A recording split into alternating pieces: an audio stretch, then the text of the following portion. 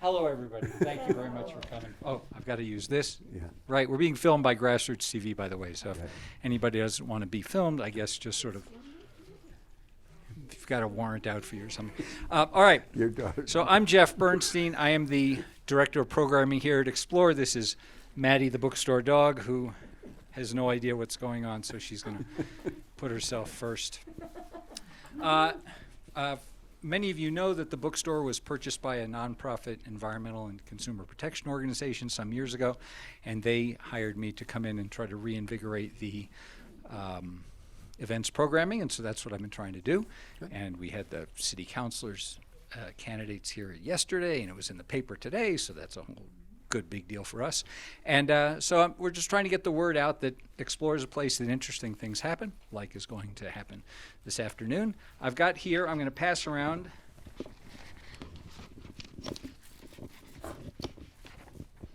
an email list. If you're not on our email list and you'd like to be, we send out a weekly email with book news. And if you're already on it, you're already on it. Has all sorts of book information from our manager, Jason Jeffries, and it has upcoming events at the bookstore. Or you can go into our website, explorebooksellers.com. I am to say also that we have out here, in this little area out here, some original Ralph Steadman works, which I have come to learn are very rare original Ralph Steadmans. Apparently, he didn't like to give away or sell his work, and so there's some Hunter Thompson originals out there. Also to say, if you want to support the bookstore in ways other than just buying books and things, we have a couple of new programs. One's the Explore More that we used to apparently have back in some years ago. Discounts, free shipping, that kind of stuff. You can talk to our booksellers about that, or that's online. Okay, so much for that. Today, I am absolutely delighted to have these two gentlemen here. I'm really into what these guys are going to talk about, and they seem like people are going to do a great job of it. So let me tell you that Adam Frisch. That remains to be seen. You know? Adam Frisch, you all know, but here's a few things you may not know. Until he was 5, he lived on a Native American reservation in Montana, then moved to Minneapolis, was a ski racer, went to CU Boulder, worked as a currency trader in Manhattan for a decade, came to Colorado in 2003. He was on the Aspen City Council from 2011 to 2019. Last year, he ran for Congress in this district against Lauren Boebert. She'd won the district in 2020 by over 9%, and while he lost, he only lost by less than 0.2%, 534 votes out of 300,000. And I calculated that today, that if that were an Aspen election, that would have been a difference of 9 votes. Yeah. So, give you a sense of how close it was. Adam lives in Aspen with his wife Katie, who's on the board of Aspen School District, and their 2 children. Adam is going to be interviewed by Ken Adelman, who I think tons of you know. Kenneth Lee Adelman is an American diplomat, political writer, policy analyst, and William Shakespeare scholar. There will be quotes, no doubt. He received his master's degree in Foreign Service Studies and doctorate in political theory from Georgetown University. He worked under Donald Rumsfeld in the Gerald Ford administration, was the Deputy U.S. Ambassador to the U.N. under Jeane Kirkpatrick, served as a director of the U.S. Arms Control and Disarmament Agency in the Reagan administration, and he was an advisor to President Ronald Reagan during the superpower summits between Reagan and Soviet General Secretary Mikhail Gorbachev. So I am absolutely delighted that you're here. Thank you. Thank you.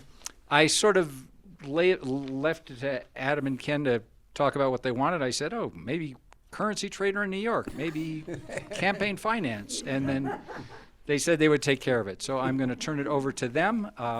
They'll talk for as long as they like, and then they'll answer questions for as long as they like. The bookstore nominally closes at 6, but doesn't have to. It closes for book sales at 6. So if you've got it, if you need that book, buy that by 6. But otherwise, we can keep on going and for as long as you'd like to stay. So, Thank gentlemen, you, I Jeff. leave it to you. Thank you. Thank you. Thanks, Jeff. Explorer has been very nice. I've written 5 books. I decided that was enough for Moses, so it was going to be enough for me. Someone once said that the most valuable copy of my book was an unsigned copy. But there were a few of them here at Explorer, so thank you for peddling that. So going back, Adam, you deny that was nepotism. Yeah. That your son got to drive you 24,000 miles. How was that? Was it fun being with yours? I mean, how long did it last? How long was he involved in the campaign? So, thanks, Ken. And Felix is an amazing kid. I don't know if you know him. He's an amazing kid. Yeah. So first of all, hats off to Jeff and Explorer. Yeah. We moved here in '03. I'll talk about my 24,000-mile journey, but obviously trying to find bookstores in these towns is sometimes invigorating, sometimes a losing battle. But it's hard to have a really great town without a good bookstore. So thank you for the work that's done Wonderful. here. Yeah, right. And one of the things that Ken and I have in common is we both married way above our pay grade. And as impressive as Ken's resume is, Carol, who's here, outdoes him, which you can get in a conversation with her later I on. take exception to that. Yeah, exactly. Our first area of disagreement. Yeah, exactly. But Katie and I met the Adelmans 15 years ago at the Institute when they were teaching a class in leadership and using Shakespeare and everything. So Did been you great. pass? Yeah, barely. Anyway, so just real quick, so we have this district. It's half the size of Colorado, literally half the state. It's one of the largest districts in the country. Every district of the 435 has about 720,000 people. So obviously, if you're in Manhattan, we can all walk around in about 2 hours. Here, it's 9.5 hours point to point because you are in the Wyoming, Utah, Colorado border, Moffett County, Rio Blanco County. It's the oil and gas, really the gas industry up there. And then we have 100% of the Utah border, 4/5 of the New Mexico border, 1/3 of the Wyoming border. So you get all the way, not just to Pueblo, but you go down, Pueblo's 2 hours south of Denver. You go down another 75 minutes and you hit the New Mexico border and you start going east. We used to have Steamboat in our district in 2020 when Dan Mitch Bush ran, and we lost that. The Colorado Democratic Party, who all respectfully thrown to the bus, thought that this district was lost in an R5 district, which means that the Republican cantaloupe would win about 5 points in front of the Democratic cantaloupe. And now the district, they kind of gave it away to create this new district, and with that, Yadira Guevara ended up winning barely by a little bit. She had the 4th closest race in the country with this new district, but they made this district basically an R9, R10 district. And we gave up Steamboat, Routt County, and we picked up southeast of, a little bit more southeast, more ranching and farming community, Otero County and Los Alamos County. Trinidad's a great town if you have a chance, if you haven't been there yet. But to your point, Ken, we ended up buying a red pickup truck.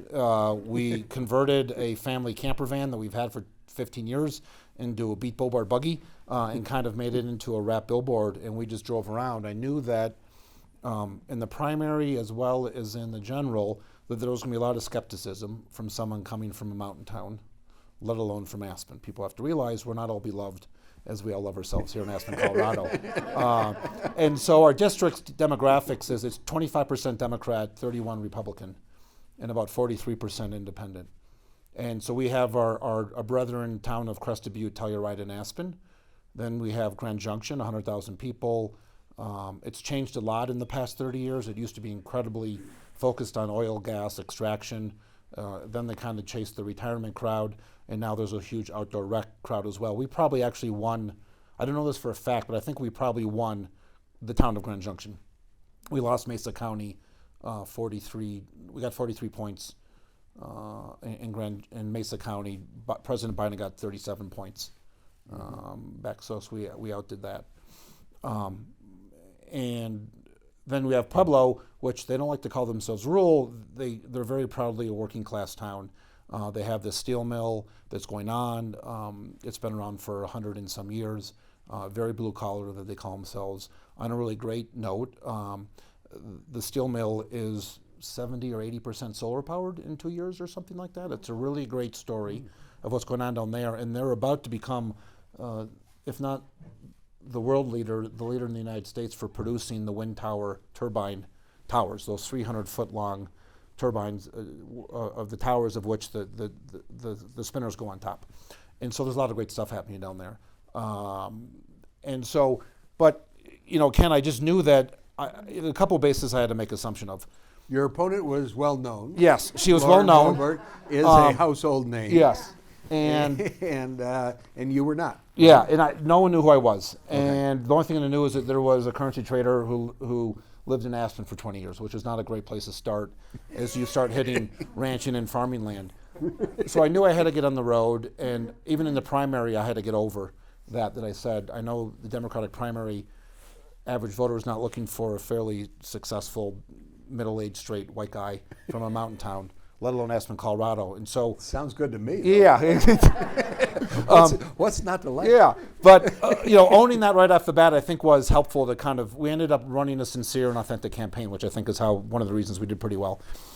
And just having to get around and doing that, I knew that we needed about 10% of our prior voters, and I knew that, like you and Carol and a lot of maybe some people in this room, 30 or 40% of the Republican Party wants their party back. Yeah.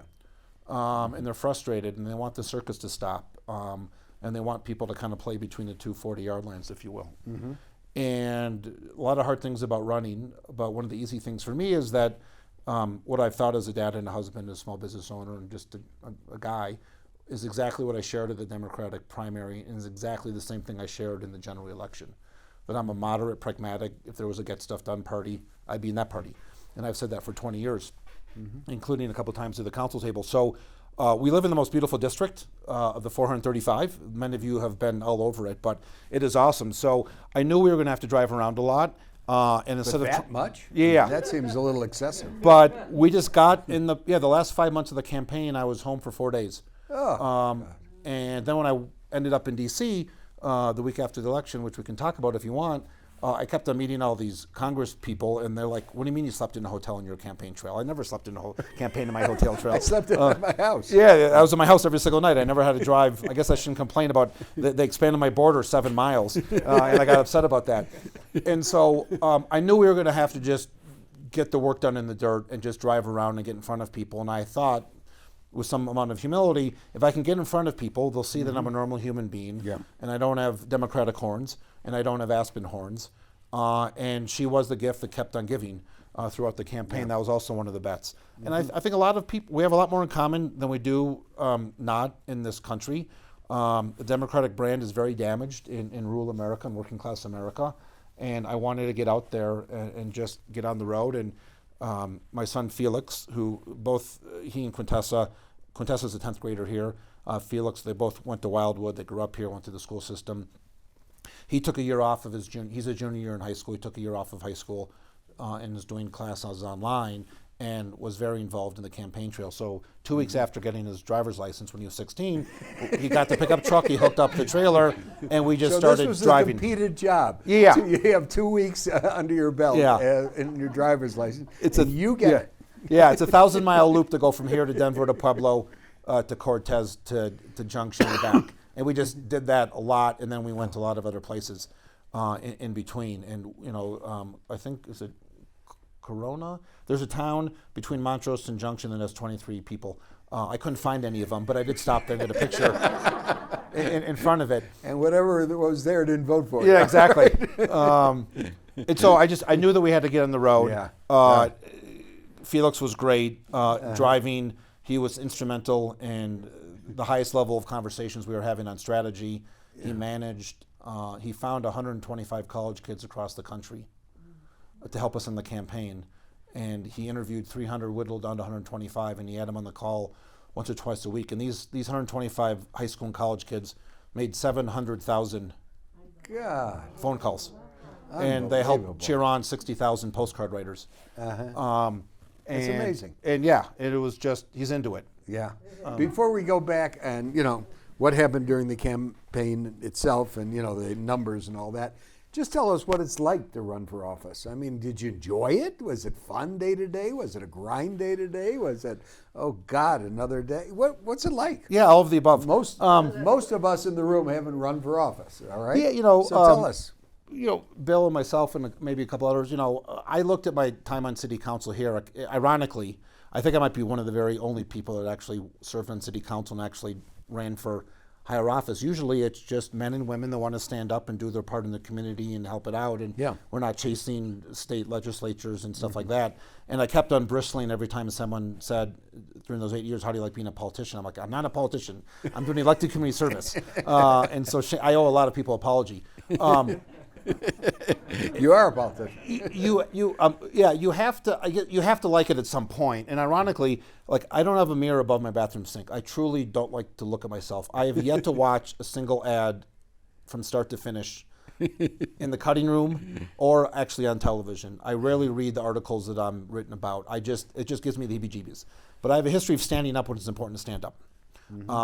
And I am confident about having some common person views that I think resonate with people. Right. And that worked on city council, that worked here. So you kind of learn some of the things that you normally don't do, which is like all of a sudden I'm not exercising a couple hours a day. All of a sudden I'm 18 pounds heavier than I was Adam, when I started. you have to understand, it's an amazing athlete. He's done the power of 4 for the mountains, 8, 10 times. He's an amazing athlete. Yeah. So getting out there, I was, but it's getting out and doing it. Well, I'm a B athlete in Aspen. Outside of Aspen, I do okay. But people were, the Democrats were skeptical. Everyone was skeptical at first that anybody can win. This was, we were supposed to lose by 9 or 10 points, which means we were supposed to lose by 45,000 votes. And we lost by 550. Yeah. And there was just I knew that, but I just had in my guts, I wrote down a paper about 15 months ago, 2 pages, the lay of the land, how to win, what needs to be done. And I will say proudly, we executed about 99.85% of it.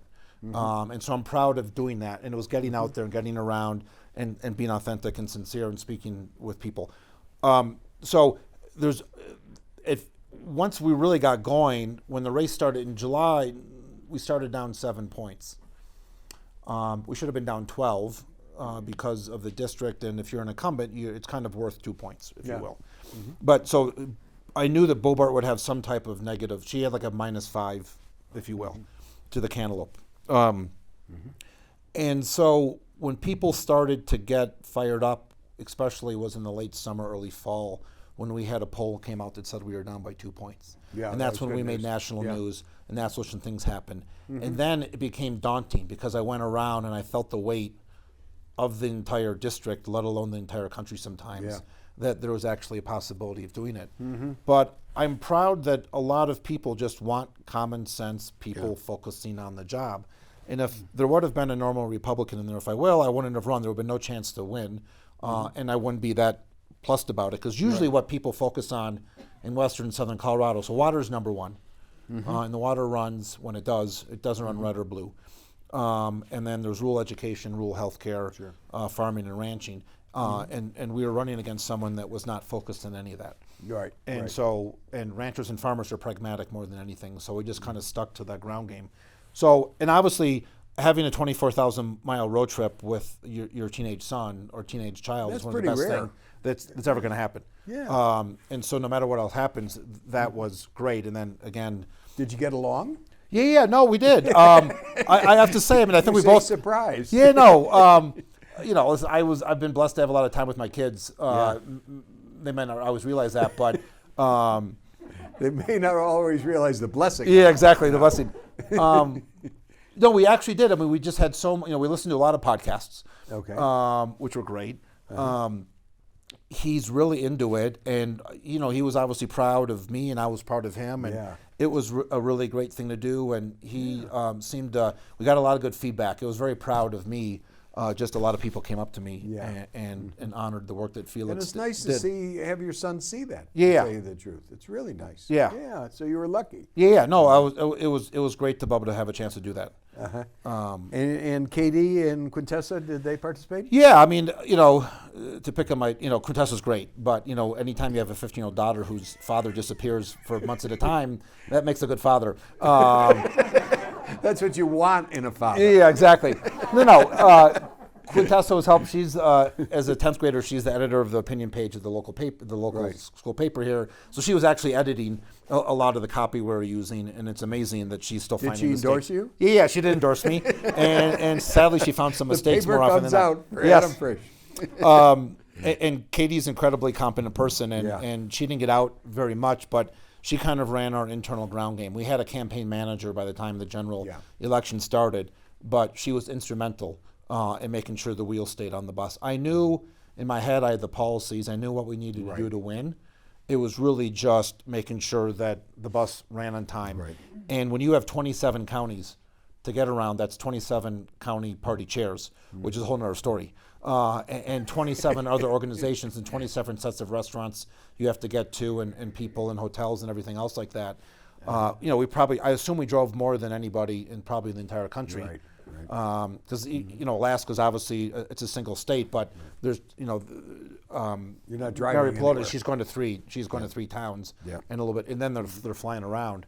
And Before so- we get on the yeah. policy and back on the numbers and all that, tell us a story or two that was, you're going to remember in 50 years that's kind of heartwarming, or that's kind of inspirational, or someone said something to you, or you saw something. Well, we got off to an auspicious start because a buddy, a very politically aware operative that happened to go to college with my wife Katie, came up with this great idea. Why don't you do a Beat Boebert barbecue tour?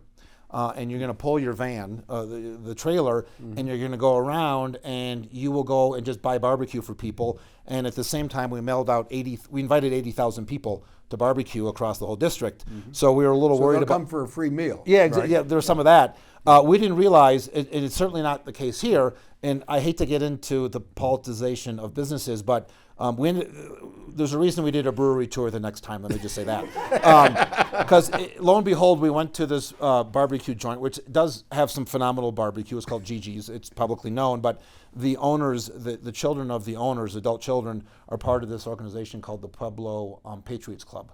And it's a very They have AK-47s on there. that type over of them? Yeah. that type of group, and so we made a mistake of not checking out the lay of the land when we picked these places, and so the advance team kind of went out, like someone went an hour before to go to this place an hour before we were supposed to be there, and it was filled. 98% of the people were packing guns, and not that they were going to. I just want to be very. They're proud open carry people, and they were there, and there was a Facebook going around. It was like, let's show up and show Adam who we are, and let's be respectful and everything else like that, but let's just really let them know who we are. This guy from Aspen's there. And so the first campaign stop of my entire national career ended up being around the corner at a former So you Kmart got parking kicked out lot. of you got kicked out of the Well, restaurant? we hired a security guard, and even he got a little scared, and so the first time we did this was actually there's a Kmart parking lot, Well, part Adam, of an let old me mall. give you advice. Don't hire a security guard who gets scared. Yeah, exactly. Okay? That's not a good qualification for a security guard. Yeah, exactly. So my first campaign event, there were 60 people that were outside in March outside of Pueblo in kind of this rundown mall outside this Kmart parking lot, and they all rallied there. And I talked, and a couple people came up to me after that had been, loyal Democratic Party people for 40 or 50 years. And they said, Adam, I actually think that you're the first person in a long time that actually has a chance to take this district back. What you that's said nice. and how you said it, and Yeah. being humble and da-da-da-da. And so that was good, and that was Did they realize you just got kicked out of the location yeah. for your first So event? that was a little bit of an organizational management. But I'll tell you, in those, we probably did 300 stops in 20,000 miles of driving around of published events, and we were late 2 of the 300, one by 5 minutes, one by 15. Unbelievable. And so and that goes back to Katie's well-organized machine of building an extra time, and and our the woman we ran against, she was supposed to be in Gunnison and was 2 hours late from Grand Junction because no one bothered to look at the Highway 50 detour that was going on. But so if you actually spend time in the district, you realize that there's road construction and how to find it on that. So And what did you find in the people? What were they? Why were they interested in you? Was it just because they had enough of Boebert? Yeah, and so I would, the 25% of the people in the district that are registered Democrats, and another 20, again, 45% of the people or 43% of the people in the district are going to vote Democrat more often than not. Okay. They started skeptical, but they started to get very excited as our momentum started to grow, and they worked extra hard. Like, oh my goodness, this thing might actually be able to happen. Yeah, you could win. Yeah, and all of a sudden, the postcards started to write faster. People started to come out. They wanted to know. At the same time, the people that I really needed to have show up, a bunch of moderate Republicans and elsewhere started to come out and show up at our events because they were very curious to see who is this person that's actually starting to get some buzz.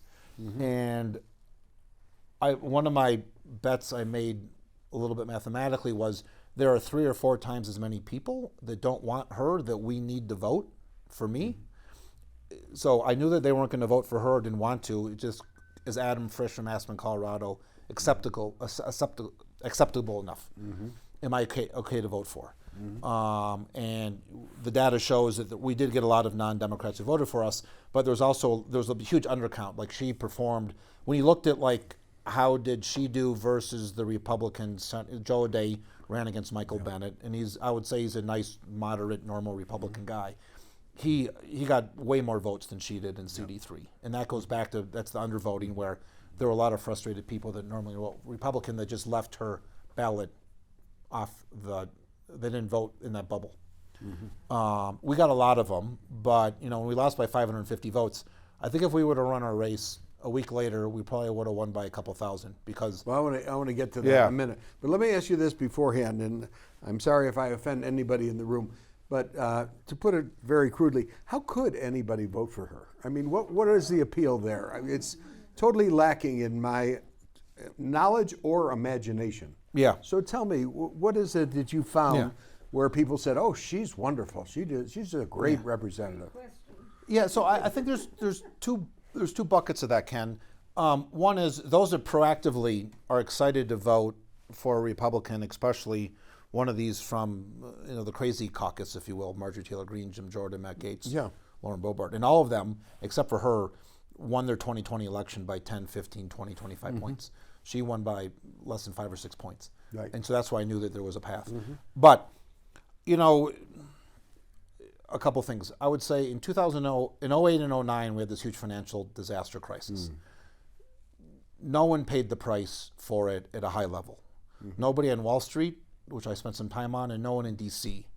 And I think a lot of regular people on the left, center, and right just felt like the people that were supposed to be looking after them, especially the Democrats who were supposed to be looking after the little guy and little gal, didn't pay attention to them. Gotcha. And they just felt like they lost their voice, and they they did this interesting study, like, why did people vote for Trump? The big thing was someone was yelling on their behalf for them and just speaking up on their behalf. The fact that they were yelling didn't bother them. They were so frustrated about what they had to go through. A lot of them and their neighbors lost their houses, their mortgages, and the Wall Street bonuses went from 10 million to 3 million, right? So that was their 70% hit, right? And so I would call that justifiable resentment and frustration.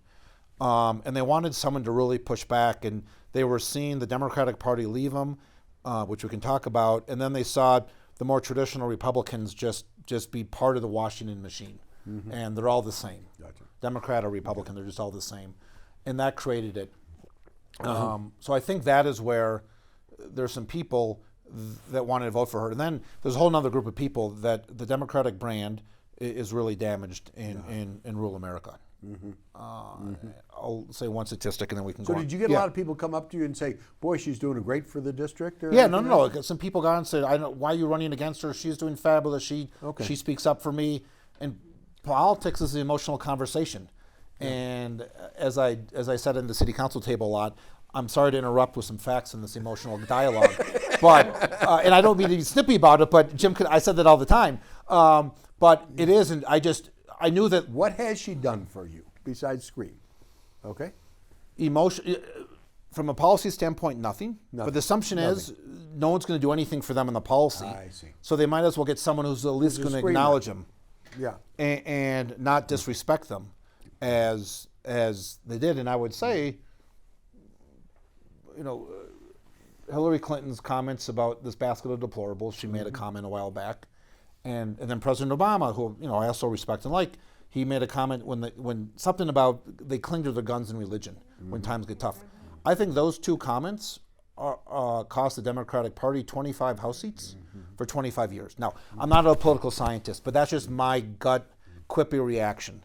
And there are some policies that are really, really great that the Democratic Party has, but it's really hard to get to page 754 of a 2,000-page farm bill, which is really, really good for your family and your community.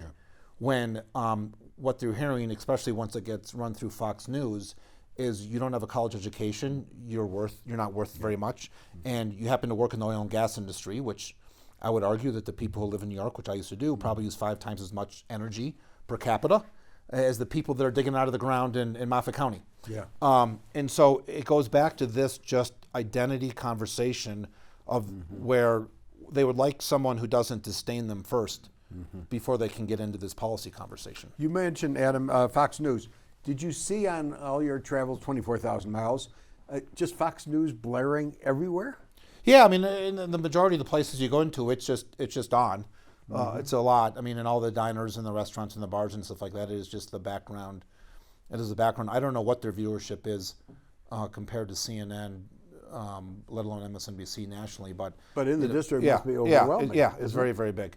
And that's the thing that I've been trying to champion, not just about our stuff here, but just about how far the Democratic Party has lost. It's a very urban-centric conversation at the Democratic Party, and Fox News does a brilliant job of making sure that everyone outside those 20 big cities does not forget that. Right. Well, I think President Biden last night did a big idea of coming out with, the programs and Buy America and the rural listening to you. And I think, he was modeling himself after Adam Frisch, if you ask me. So he had this picture of Adam in his mind for how he was going to proceed. I know this is a bad question for you, but, 275 votes switch. Yeah. You would be now with George Santos talking about his winning the national champion at volleyball and his first Nobel Prize. I was a pole vaulter for UCLA, actually. Well, you look like a pole vaulter right now, and he probably was pole vaulting too at that time, and you could talk to him about his Nobel Prize and which when he won it and onto the Pulitzer. You could be right there. But looking back at it, how could you have gotten those 275 votes? I mean, it's just so close in a sense. I don't know. You can talk to more about this than I can. But it seemed to me being that close, you just have to go over and over. Oh my God, I should have spent 2 more days. Or I should have done that. We should have had more money. I don't know what you shoulda. But it's just so close that you almost did it. It's an amazing campaign you had. So again, we were supposed to lose by 45,000. We lost by 546. There were 107 million people that voted in the midterm elections in November. And Speaker McCarthy is a speaker from 6,800 votes of the 107 million. The 5 closest votes, the 5 closest races in the country were fewer than 6,700 and 6,800 in total. And yours was the closest. Yeah, we were 546. Yeah. And then there were some other close races, not as close as ours, but out in California, they didn't have the luck or the unluck of having the brand name rabble-rouser to run against, but there were some close races there. In Yadira down in northeast Denver, the new district, CD8 for Colorado, she was the 4th closest race. She only won by 11 or 1,213 points, and most people thought, including on the Democratic side, that she was not going to win. And so hats off to her and down the Colorado Democratic Party, another organization that's very urban-centric. I try not to pick on them too much. So what could have happened for those? We needed 2 more weeks or another $250,000. I mean, I guess that's what I would say. In 2 more weeks, the momentum was there. We went down from -7 July after the primary ended, which I won the primary by 290 votes. 50,000. You like these close votes. Yeah, it wasn't by chance, but there was so Sandoval, many of you probably voted for. No, I don't take offense to it. She has a great classic story, a Mexican-American first generation, parents, union janitors, community activist, really represented a good chunk and core of what the Democratic Party wants. And she came to work with us, not for us, with us. And it was great to have her champion us, not just in Pueblo, but she was with us all over the place. Okay. And not just in the Latino vote. But I made this case like I'm the only one that I think, with all due respect, that can actually build a coalition. And I've lived on the Upper West Side. I've lived in Boulder. I lived in Minneapolis. I live in Aspen. The district is not that. The district is 25% D. So even if the Democrats have 110% voter turnout, we're not going to win. Someone who's ever up here in these Democratic Party primary voter candidates, you got to find someone who can actually build a coalition. And I made this case that I could, and we did. Right. So I actually truthfully, I haven't lost a lot of sleep over it. Okay. It's hard. Like, you're supposed to lose 40-0, and you lose 41-40 in triple overtime. Yeah. Are you happy or you're sad? It sucks. Without a doubt, it sucks. Yeah. But it wasn't. I don't think we made any huge foibles. Obviously, I think we did a lot of things right. We went from -7. We were -2 on the Right. poll a month ago. When people asked me on election day, I said, I think we're even. I won't be surprised if we're down by a little bit. And I wasn't surprised when we were up by 3,000 or 4,000 votes at the belly up on election night. I knew we were going to leak some, and unfortunately we leaked more than we wanted to. We needed 2 more weeks, we never, there's 4 media markets in our district. Denver, and then Grand Junction, which is one of the smallest media markets in the country. Junction's about 100,000 people. And then you have to advertise in Colorado Springs to capture Pueblo, and then you actually have to advertise in Albuquerque, New Mexico, because you need to pick up Cortez and Durango and everything else down there. We never actually we were never actually on the air in Denver. And I tried to get the DCCC, I tried to get the Democratic National Committee, I tried to get a bunch of people elsewhere. There's all sorts of organizations out there, and they all just respectfully laughed at us that it just couldn't be done. Yeah. And now people are returning the phone calls. It doesn't take 9 months anymore for people to call me back, so that's helpful. But a little late, I guess I would say. So you got no money from the National Party? No, none. None. I mean, I think there was a filing report that said they donated. There's $300 of expenses in there, but and this is all public. The Colorado Democratic Party gave $300 to one of my heroes, Jason Crow, who's a great guy who represents Colorado's down in the suburbs of Denver. Great guy. He got $300,000, and maybe that's why he won by 16 points. And out here, we got nothing. And the same thing happened at the national election. I did get a nice call from Sean Patrick Maloney, who's in charge of the DCCC 2 days after. He actually happened to lose, sadly, his own race in a race, and he has a colorful language. But I'll just say he was very aware of how well we did, and very aware that nobody did anything for us, and they felt bad about it. And no one did anything for you because there was a red wave coming. They wanted to hold on to the seats that were supposedly safe Democratic seats before the red wave. So they were hoping for those rather than to pick up, people like you. Is that the thinking? Yeah, there were, they call them frontliners. There's a group of Democrats that barely won last time, and so they have to protect those incumbents. Right, That's one bucket. Right. There's also places where Democrats lost by 1, 2, or 3 points against Republicans, and they go after that, and that's the group that they call red to blue. Right. But if there's a red wave coming, then you have to help those who are, you thought before were secure Democrats. Yeah. You have to make sure that they're secure. Right? Yeah. So on one level, I don't blame them. Where it's a little frustrating is when 4 months later and a month to go, and we show up with polling data that shows that we're in there, and we executed exactly what we said we were going to do. Right. There still wasn't any love coming from them. Right. We didn't need their messaging. It was just a matter of getting some dollars that we could have got out for some television ads and maybe another postcard.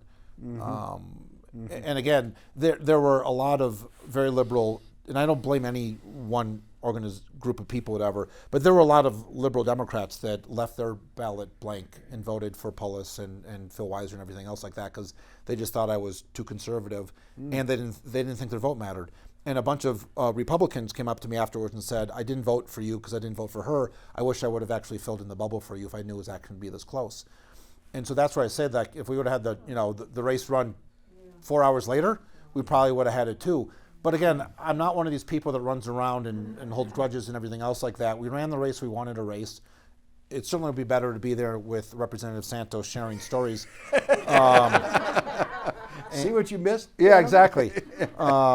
We did have a week there after the election. I want to ask you, and then we're going to open it up. So think of your own questions, and we'll have time for that. Tell us about that week where it sounds like a wonderful time. And did that increase your appetite for, going into Congress? Tell us what happened, because we were with you on that, at least some part of it. We saw you there. So the election is on a Tuesday. That Sunday night, the House, first of all, the staff of the House and the Senate are the most professional people you will meet in the United States.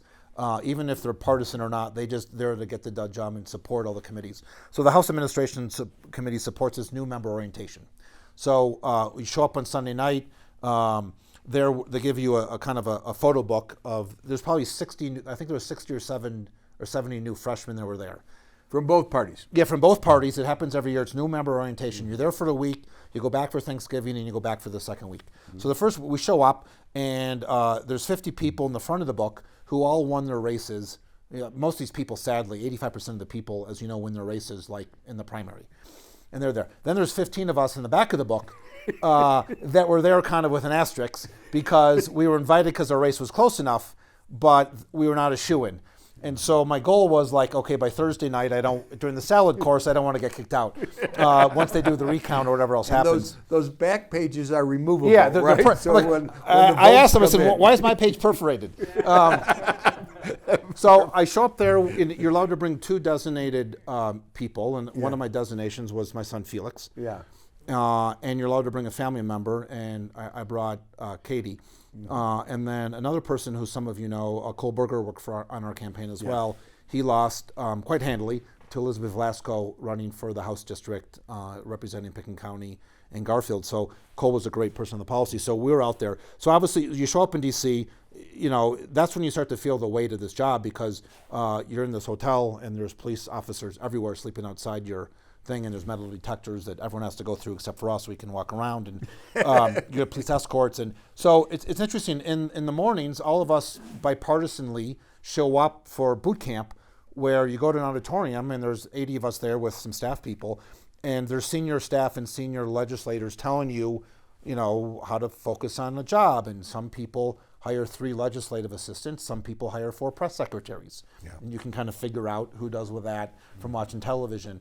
And then in the evenings, the Democrats and the Republicans go on their own way, and Speaker Pelosi. But during the day, it's mixed? Yeah, during the day it's mixed. And there's no antagonism? Yeah, no, it's just, you know, everyone's pretty happy to be there, Right, even right. those that are kind of on the fence. Right. And I built some really great relationships with a lot of the new Democrats, and built some you know, they're definitely, it was interesting. Katie and Felix were at breakfast one day that I wasn't there, and there was 4 young Republicans who just started, and officially they thought they were actually some staff people with the level of maturity they were having, and it turned out to be that they were actually the elected officials. They were bragging. They're kind of outdoing each other. Oh, like how many times they've been down to Mar-a-Lago and Trump and everything else like that. But they're also, and I'm not sure if Representative Santos is one of those. But I met some other really great Republicans there that, you know, they're of the 435 people in Congress, there are 18 Republicans in Biden districts. So there's 18 Republicans in Biden districts. Those 18 are going to be a whole category of a battle. And there's 4 Democrats in Trump districts right now. That's a whole nother conversation. And then I'm not sure we'll be in priority, but CD3 and some others will also, because of the closeness of the race, there'll be things. So we spent a lot of time, met some really great Republicans as well. Jesse Jackson's son is in there as well. Jesse Jackson's son's godfather is Martin Luther King Jr. I mean, you meet some interesting people that are there. And then you just meet there were a bunch of, Maxwell Frost, who's 25 years old, came from Florida, Orlando. And so you meet a variety of people. You just feel the weight of the job. Like, listen, it's a serious job, as you and Carol and other people know who've worked there. And you're treated with a lot of respect. And we were able to go everywhere, and people come in. And I was able to go to the Democratic Caucus meeting. They meet every week, and there's 200 Democrats in there. And Diana DeJette, who's the senior person for the Congressional District for Colorado, who represents Denver, she wins 80-20 every year. She's been very supportive, and she introduced all of us. And, you know, it was, you know, the Dragon Slayer of Boebert came up a lot. And, you know, so again, we were down 546, but when time we showed up there on Sunday, we were down 1,100 votes. And I was hopeful that we could do it, but to remember that Friday, when all 27 counties kind of stopped counting, we were down 1,100 votes.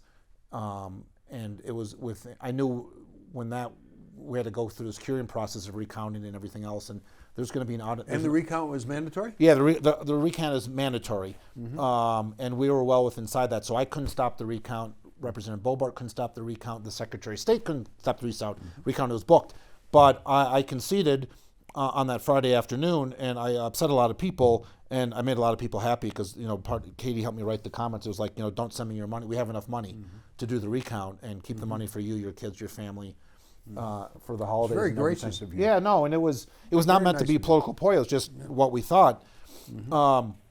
But I knew that we were going to be able to catch up some amount of votes. We were waiting for overseas votes to come in. But I also know that Colorado has some of the most secure and safest elections in the country. And to prove my point of being right, again, they recounted 327,000 votes. And the 9 votes changed by a net of 4. So we went from minus 550 to minus 546. Yeah. And so, you know, in hindsight, if I didn't concede, I probably would have had a chance to go back for the second week and build all these relationships. And maybe I should have. But when I conceded, I had the legal right to go back. But I told everyone, like, listen, I don't feel right going back. Right. And as I told people, when one concedes, it's, for me, it was sincere, it wasn't legal. I kept on saying, whoever Jenna Griswold certifies as Secretary of State, the winner, they'll be the winner. And I assume it's going to be Representative Boebert. If it happens to me, there'll be an epic legal election fight of all election fights across the country, and we'll raise more money than we'll need then. Right. But people, that Wednesday, Thursday, Friday, a bunch of people, organizations started raising a bunch of money. Like, send money to PAC XYZ, and we're going to raise money for Adam to help her defeat Lauren Boebert, and she was going to send out, and of PAC XYZ, we would see 5 cents, and someone else would just be scamming money, and I hate the money in politics, ironically or hypocritically. So I'm just like, it wasn't a rash decision. I'm like, do we have enough money to have a recount? And the legal team said yes, and we had 300 grand. And so I said, listen, let's just stop. If somehow the recount goes our way, I'll show up, and I will get sworn in on January 3rd, and we'll have a happy dance, and it'll just be another chapter in this interesting ride. Uh-huh. Well, to folks like me and Carol, it was very gracious of you.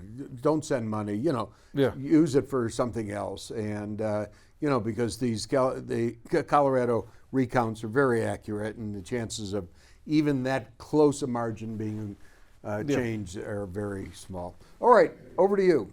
So what we want are questions, and questions usually come with a question mark at the end, and they usually take less than 7 minutes to ask the question, but okay.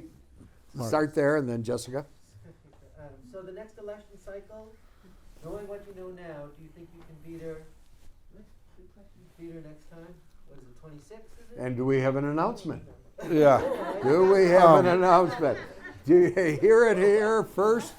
The first, yeah. Yeah, no, that's a fair question. The election it's every 2 years, Mark, so it's it's 2024. And I'll just say, stay tuned. We're going to be having conversations next week, in a broader conversations. I'll just say that. So you don't want to give us an announcement? No, we're giving serious consideration to going again. Again, we had a lot of people come up to us afterwards. I have been spending time. I went down to Pueblo in December to say thank you to a lot of people. No, nice. A lot of Republicans came up to me, moderates and liberal Democrats, and we were in Mesa County 2 weeks ago. I was at the annual Cattlemen's Association meeting, which is 98% Republican, and there were a lot of people there that were respectful of how I ran, how I focused on the job. Right. They were frustrated that she had actually not, in their mind, she hasn't learned her lesson. You would think when, us and Jared Golden, who is a conservative Democrat up in Maine, if you look at how Trump did in 2016 or 2020 and how Jared Golden and I did, we had the 2 best performing races in the entire country, which means by definition she had one of the worst performing races in the country. And most people go back and they lick their wounds and they kind of reset. And there's a lot of people that believe that she hasn't reset. And that first week, or she can't. Yeah, she just can't. Yeah. That's not what she has. That's not what she's interested in.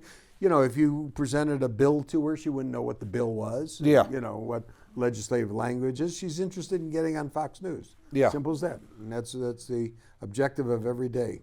Okay, Jessica. Well, first of all, Adam, I am so proud to know you. I think you ran such a wonderful. Yay! Yeah, thank you. Having said that, I wonder if being from Aspen hurt you. If you had been from Carbondale, do you think that you might have gotten Like on the fundraising side, or actually on the electoral side? Well, on both. Yeah, no, I would. He's from Aspen. He doesn't need the money. Yeah, that's right. He's going to plow in whatever he needs. Yeah, no. When I first looked at this race, Jessica, my first thing was, oh my goodness, Lauren Boebert is the only one of these 12 name brand Republicans that have any chance of losing. And the question is, could it be done through, I wouldn't not have run as a Republican, but I didn't think a rational Republican could do it. And I actually had lunch with Don Coram, who ran against Lauren Boebert and ended up endorsing us in March of last year. And I said, Don, if you win, it's great for the country. It would suck for me because I don't think I could defeat you. I need someone. I said, but I need 10% of the Republican Party, and you need 50. And I don't see how you can get more than 30 or 40% of the Republican primary voter base. And 5 months later, he got 36% of the vote.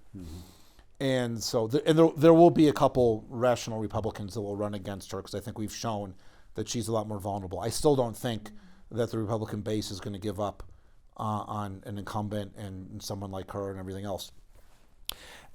And then I started thinking, okay, who was running? And I looked at those that were running, and Donald Valdez, who ended up working with us as well, and Sol and some other people. And I'm thinking they're good people. I just don't think their message can resonate. It's just too Democrat in a district that is like this. And I said, well, is someone else running? Because the last thing this district needs is going to vote for on the Democratic side, voting in the general election is, when it gets to the general, is a fairly wealthy guy from Aspen, Colorado, and that skepticism. So one of the reasons, go back to Ken's original question, was one of the reasons I got on the road so much and got in front of so many people is because I knew once I had a chance to get in front of people, I could break down some of that perception. And the letter to the editor that came from the mayor of Pueblo was, I was skeptical at first that this mountain guy was going to come in here, but he really earned the trust because he's sincere and authentic and kept on coming back and back and back. And I heard that all around. And so certainly it's better to be from a Grand Junction or a Pueblo or anywhere else. Even when I'm in Telluride, they can't even be the bottom or the top of the punching bag because we have our hometown here from the perception. And so, but I owned it right away. And I said, listen, I am proud about being from Aspen, Colorado, because I will tell you what happens in Aspen, Colorado here happens in the real world X amount of years later. And Bill can attest to that. We started working on how, when I started telling, until 4 years ago, the housing crisis in Colorado was Aspen and Telluride and Crested Butte and Vail. And 2 years ago, I'm in Pueblo, I'm in Grand Junction, I'm in Walsenburg, 3,000 people. They have a housing crisis. Walsenburg, outside of on the outskirts of San Luis Valley, they're dealing with a short-term rental crisis in a town of 3,000 people. And when I can start talking about, I've been working on housing since 2009, short-term rentals from 2012. We have mental health issues here. Obviously we all know that and too well that money does not solve that issue. I could actually get into conversations that resonated with people about that. So I was able to turn some of that perception because we have this community, to credit to many people here, have actually been dealing with some issues that have now faced a lot of other normal towns, which is affordable housing is a crisis everywhere. It's not just in these resort communities. Not so much in the transportation and traffic, but the short-term rentals. Pagosa Springs is another great example. It's a quasi-resort town, beautiful town down there. But in relation to Jessica's question, we've run across a number of people who have said, God, I didn't give Adam as much as I should have because I thought he'd be losing. I thought he'd lose by a lot. And they felt bad about it because, I didn't know he was going to be close on that. Okay, other questions? I'll say, I want to get this statistic out there. Good. And it goes back to getting over this thing, Jessica, that you bring up. And I talk about this a lot. There's 3,100 counties in the country.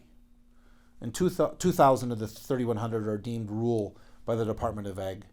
And pretty much every county in our 27 counties are, there's 8 counties in Denver metro area and there's 56 other ones. Bill Clinton in 1992 won 52% of these rural counties. Bill Clinton in 1996 won more than half. Barack Obama, he's a black Urbane guy from Chicago, won 25% of these rural counties. Joe Biden from Scranton, Pennsylvania, who truly does talk about the working class, and he admits to having a chip on his shoulder about not being part of the Ivy League and everything else like that. He won fewer than 10% of the rural counties in 2020. And my not so funny joke is the Democratic Party's 20 big cities, Aspen and Nantucket. And that's the only thing left of the Democratic Party. And it's not because of the policies, it's because of some of these comments that have come from some important Democratic leaders, especially once it gets run through the Fox News meat grinder. And that perception and so being the mountain town and being from Aspen is just a cherry on there about trying to get over that I'm an independent Democrat and I'm an independent thinker. Right. Gotcha. And that's where I need to get on the road so much. All right, other questions? Yeah, please. Mayor Bill. Adam, Mayor do you Bill. do you think you lost 275 votes on the Todd Gardner debacle? You know, I don't know.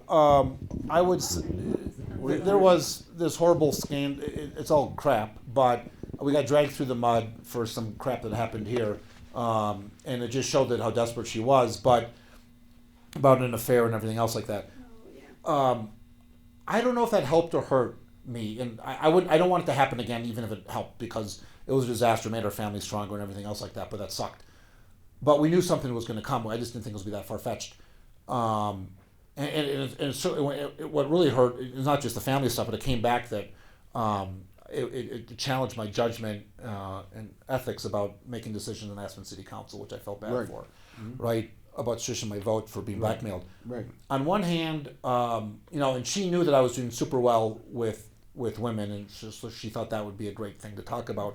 On the other hand, people want the circus to stop, and they don't want all that stuff, and so I don't think it helped her, from what I've heard from people.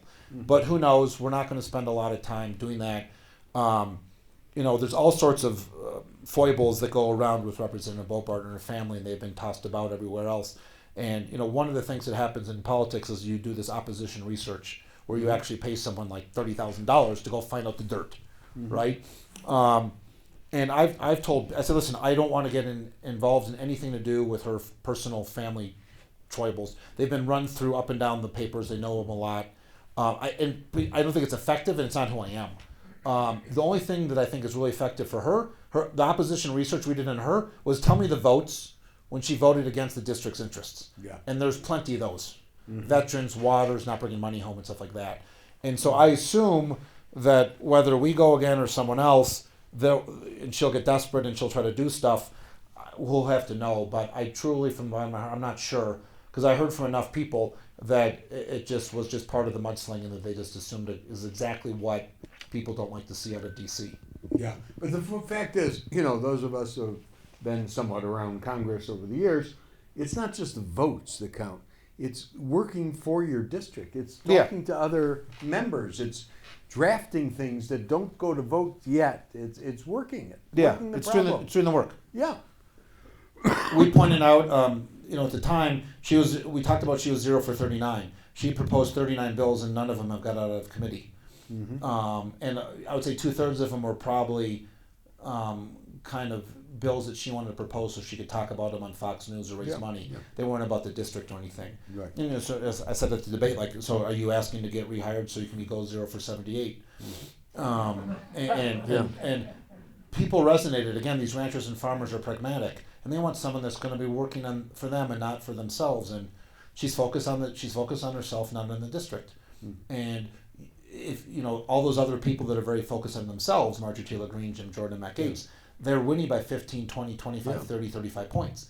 So you had, and you could say AOC and some others are kind of doing some of that. Obviously, they believe in democracy and everything else like that. But when you win by a lot, it gives you the leeway to go out on a limb. And she couldn't connect the dots, or just had too much hubris in herself that she was running around with Marjorie Taylor Greene 2 years ago. They got in a fight. Now she's running around with Matt Gaetz, and he won by 20 or 30 points. And I'm not sure if she forgot that she had the most embarrassing win of the election cycle. Yeah. Okay. Other questions? Yep, we got one. Right there. You have a question, but I just want to say that my wife and I, who've lived here, we've had a house for 10 years, we just changed our registration, since we're spending all our time here, to Colorado. To be able to 3. vote for you. To be able to vote. Oh, nice. Well, welcome to town. Because Jerry Nadler doesn't really need our vote. Yeah, no, he doesn't. On the And Upper I East lived on Side. I used to live on 80th in Columbus, so I can talk about that. How does the Democratic Party, the comment you made that they've lost 25 seats for a generation, how do you undo that, other than just waiting the time? These are the conversations. I was in D.C.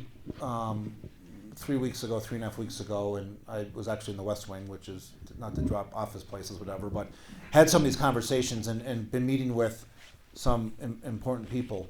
about that, and just realizing that a lot of the policies work. It's just, there's 435 voices out there, and they all need to do what they need to do for their own stuff. But they need to be aware, just like Lauren Boebert and Marjorie Taylor Greene are not helping a lot of great, moderate, Republican, bipartisan people, there are some, very far left that are winning by 80 points, and they're proudly almost socialist, if you will, and Fox News gets a handle of that and makes a regional district level focus, which might work for Brooklyn and downtown Chicago, work, but it does not work everywhere else. And so the words and the perceptions they get of the Democratic Party is there. And I would say that in Colorado, it's a little bit of the same thing as well. One of the biggest surprises I had driving around the district was whether I met people in the left, right, or center, was how frustrated they were with what they call the great state of Denver. There's this assumption that there's 8 counties in the Denver metro area control almost everything, and the other 56 counties, where one of them are left to go in the wind. Now, Pickens County can take care of itself, so can San Miguel for Telluride and Gunnison as well. But most of the poor counties, the poorest counties in our state are in our district, and it starts at the state level. And the whole, we can talk about the Wolf introduction. There's some other things that there's just this view, whether it's in D.C. or down in Denver, that in Colorado, that it's a very Denver urban-centric conversation. And the John Testers of the world, when I started running, I said I need somebody. I have the ideas in my head, but as you can tell, I need someone to put them together a little bit better. For me, I got a hold of this guy, Carl Struble, who, for those of you who remember, he helped Bob Kerrey get elected in Nebraska as a Democrat. He worked on Tom Daschle's Senate campaign in South Dakota. He's working with Manchin. He's working with Tester. And I'm like, we are in John Tester, Joe Manchin country. Whether we all want to believe it or not in Aspen or Pickens County, that's what the demographics are. And so at least I can authentically speak to that, but it's getting out there and not beating up on every moderate Democrat and let people run as they need to run. And hopefully, again, I think the policies are fine. The messaging it's easy to blame the messaging, but something's amiss about not allowing. Why aren't some of the champions? We need someone to, I'll say, complement AOC's national brand. And I don't have everything against her personally. No. I'm just saying, but when you live in a very urban-centric urban area and you have the leeway and the passions to run about that stuff, and that ends up showing, we have more in rural Colorado with rural Florida and rural New York than we do with Denver. But the message that a lot of farmers and ranchers and people in small counties are getting is a very urban-centric. But don't you think that President Biden did a good job last night of Yeah. trying to reach out and I think he's trying to reach out because maybe because I gave the forgotten person, and I'm hearing I shared these you county have to be heard. statistics. I shared these county statistics 3.5 weeks ago. Yeah. With his right hand woman about how we've lost rural America. He probably heard that. Hey, President Biden, you're from Scranton, Pennsylvania, and you won fewer than 10% of the rural counties. What do you want to do about that? So I think he has his personal interest to get back, let alone the national interest. Monopolies are bad in business, and monopolies are bad in politics. And I don't think we're getting the best version of every Democratic Party in these urban areas, and we're certainly not getting the best version of the Republican Party in these rural areas. And part of that is out of laziness, because there's just a layup. 85% of the congressional races don't even need to spend money to run. And this at the end of the day, I think the primary process is a mess. Yeah. We have it a little bit better here in Colorado because it's an open primary. And so in the Democratic primary, of the people that were allowed to vote, only 1/3 were actually Democrats. The other 2/3 were the independent voters. 43% of the district is independent. A good chunk vote D, good chunk vote R. And so we just need to continue to get more people. I prefer to have people kind of they want to play between the 230 or the 40-yard lines. Yeah. Okay, last question. Ken, what about you and the GOP? Yeah, I wanted to save. I have no idea what you're talking about. Yeah. No, but the reason I reached out to you, Ken and Carol, is because I did want to say a little bit. You think we're all. There's a lot of Democrats frustrated with the Lauren Boeberts of the world, but I know a lot of people that used to work with, and what happened to Ken and Carol Adelman, and where's James Baker, and where are these people of what's happened Well, over the I'm past not a Republican anymore. Yeah. and I never was a Republican. I never met a Republican. I never talked to a Republican. No, I mean, this is a very different universe than the universe I was raised in. And, I worked for Ronald Reagan for 7 years. I started in politics with, I know it's not going to be real popular in this room, but they're very decent.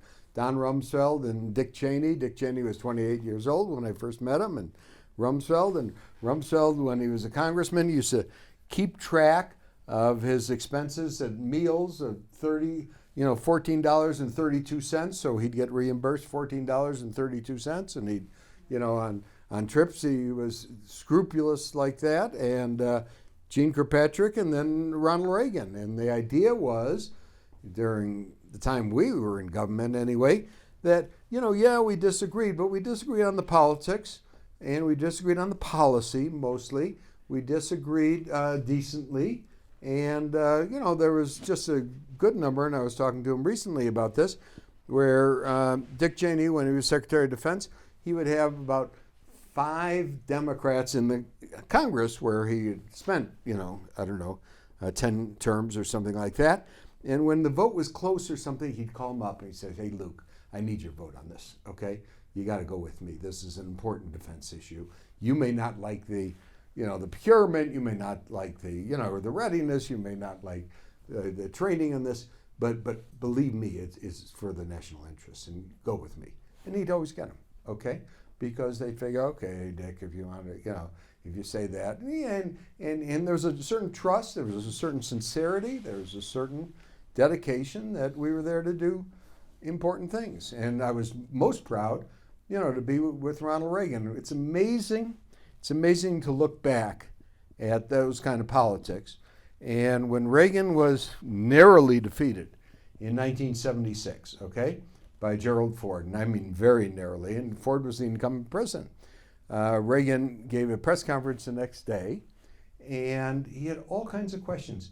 He never mentioned his future. He never mentioned himself. He wouldn't answer a question. He said, the cause has to go on. Let me tell you why the cause is right. Let me tell you why, we're arousing America, for lower taxes and blah, blah, blah, whatever the agenda was.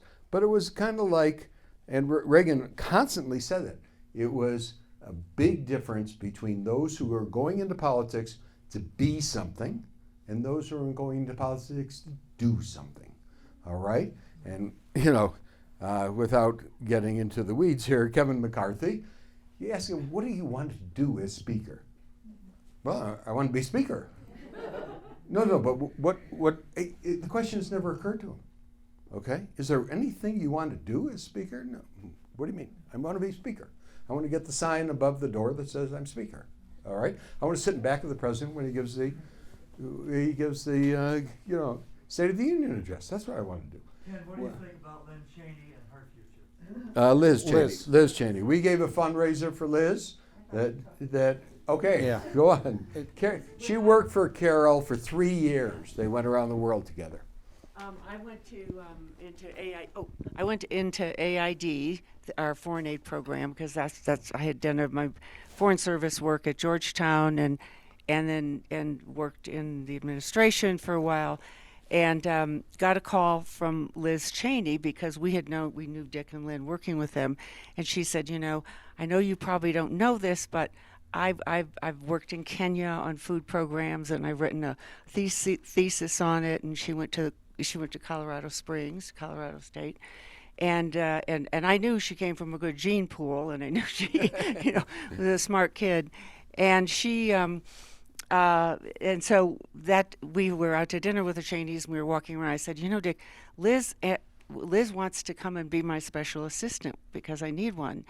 And he said, well, Carol, in the House, we have a rule that you never hire children of your colleagues. And because he was in the Department of Defense and I was in the State Department, I said, well, I guess we're not in the same agencies because I'm going to hire her. Anyway, she did a great job, and we did go around the world because we were in charge of all the aid to Eastern Europe, to the Middle East, and Asia. And we found ourselves, getting into helicopters that didn't look like we should be getting into them, going into the Khyber Pass. And so I know her. I really know her.